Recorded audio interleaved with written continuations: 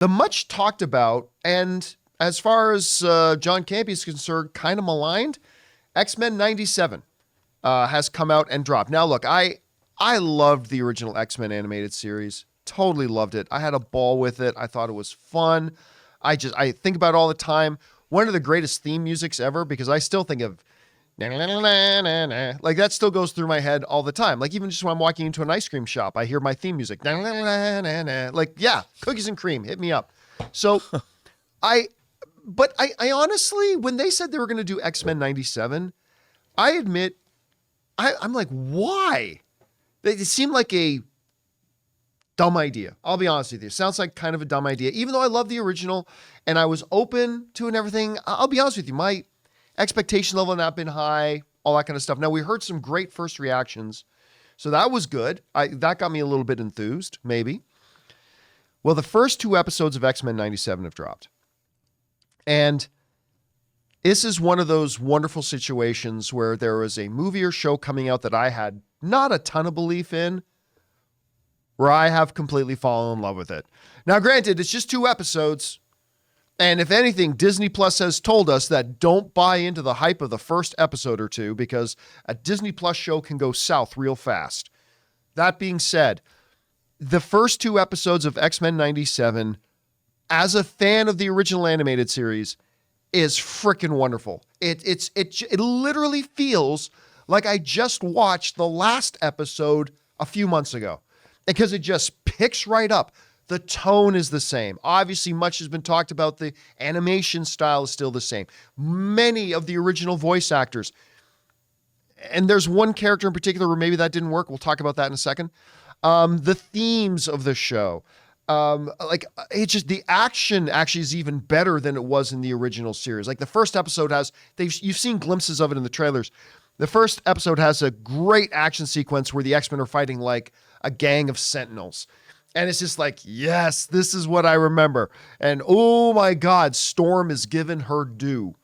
Storm is given her due in a great way. One of my all-time favorite. I'm not going to say what it is for those of you who haven't heard or haven't seen the episodes yet. For those of you who have, you might know what I'm talking about. They pick up on a story theme that is a central theme of my all-time favorite comic book story. Now, my all-time favorite comic book story is X-Men Age of Apocalypse. That's my all-time overall story arc. And there's something in that they have brought into X-Men 97, and I'm all for it, because Magneto is my all-time favorite comic book character. All-time favorite comic book character. And they brought a theme from there over here, which has made me very, very excited. Logan's hilarious. The themes are all the same. The tone is the same. They're just continuing it on. And dare I say, it feels like they're even improving upon it. So I admit, I have not been on the bandwagon for X-Men 97, but it won me over. I mean, you saw the 2 episodes, right?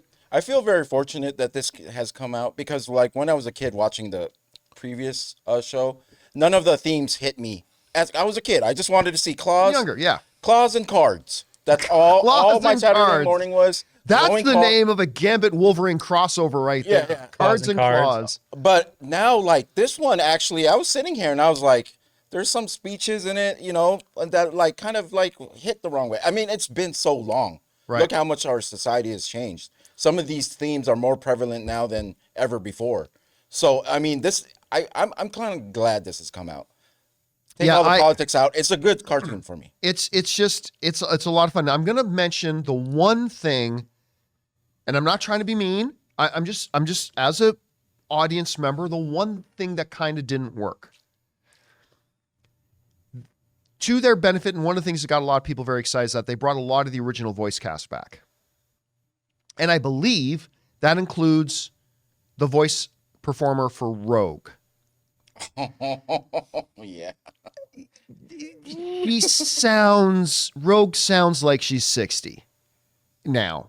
It's clearly the same person doing it, but Rogue does not sound like the 23-year-old, Southern Belle anymore. Like she said, there are moments she does, but there's a lot of dialogue too where she sounds like my angry aunt who has maybe smoked too much for 30 years.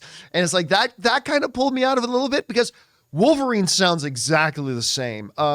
Storm sounds exactly the same. Scott sounds exactly the same. By the way, with Storm, I love the way she's looked upon in this new series. Like they give her her due. She's like godlike now. Yeah. You know what I mean? They totally give her her due.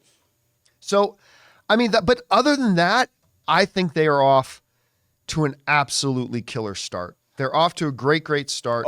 And they're saying Scott is the new voice actor. Well, he sounds exactly to me like the way I remember him sounding in X-Men, the original animated series. What do you think of Magneto's look in this, since you're a big Magneto fan?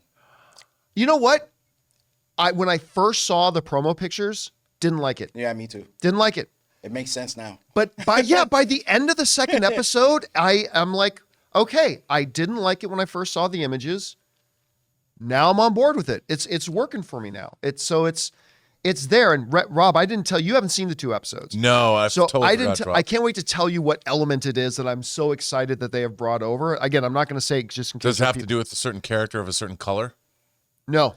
Okay. Well, every character is a certain color. Well, there's a very specific. There's one character who's specifically in the Age of Apocalypse very different than their counterpart. Oh, no. Okay. But I know what you're talking about. No, Yeah. this is more of a storyline that was in the original that and it's creating some drama, which I'm very excited about. Okay, good. Anyway, Rob, I have not been on the bandwagon for this one. Where's your expectation? Were you excited to hear about X-Men 97? Like, have you been looking forward to it? Dude, I'm a huge X-Men fan. Huge X-Men fan. And of course, the trial of Magneto is X-Men 200, when he's shackled on the cover.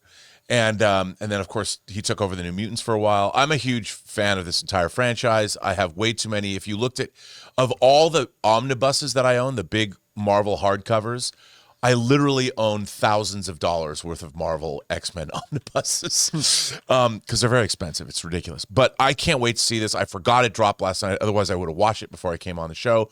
I love the original animated series, and I am deliriously excited for this. I can't wait to see it.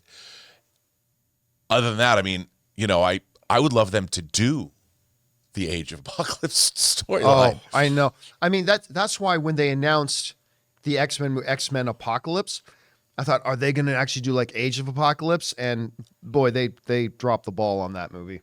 I did not like X-Men Apocalypse at all. But I mean, you know what? The thing is, Age of Apocalypse, for anybody who does know the comic book story, it kind of presents the same problems that doing in a DC realm, a Kingdom Come movie presents itself, right? Yeah. A Kingdom Come is something that the audience is going to have deep understanding of the lore and the history. And like Kingdom Come is something you would literally have to build up to for a long time. And Age of Apocalypse is kind of the same way. It's like you either need to have an audience that is well versed in deep X-Men history and lore, or it's something you got to build up to for 5, 6, 7, 8 years. Or do a 2-part Infinity War and Endgame movie after kind the of thing, X-Men have been But it around takes for a while. so much understanding of the pre-existing conditions of those universes, right? But anyway, guys, we want to thank a sponsor of today's video, BetterHelp. Guys, it's a brand new year and a lot of people are making New Year's resolutions, things they want to change about themselves. But I've always believed that it's also equally as important to identify the things we're doing well and building on those. And therapy helps you find your strengths so you can ditch the extreme resolutions and make changes that really stick. I've always believed that nothing impacts our daily performance in our jobs, our hobbies, our relationships like our mental health. And I've also said for a long time that it's about time that we stop just putting emphasis on improving our physical health by getting out to the gym, but also by putting emphasis on improving our mental health as well. So if you're thinking of starting therapy, give BetterHelp a try. It's entirely online, designed to be convenient, flexible, and suited to your schedule. All you gotta do is fill out a brief questionnaire to get matched with a licensed therapist and switch therapists anytime for no additional charge. So guys, celebrate the progress you've already made. Visit betterhelp.com/Campea today to get 10% off your first month. That's BetterHelp, HELP.com/Campea. Yeah. X-Men 97, off to a great start so far. Much better than I was expecting. Guys, have you guys had a chance to see the episodes yet? If so, what did you think of them? Jump down into the comment section below and let us know your thoughts. Hey guys, thanks so much for watching this video. Make sure you like the video, leave a comment, and subscribe to our channel. And don't forget, we have a daily podcast called the John Campea Show podcast, available on Apple Podcasts, Spotify, or your favorite podcasting app of choice. Go and subscribe to it today so it'll be there when you need it.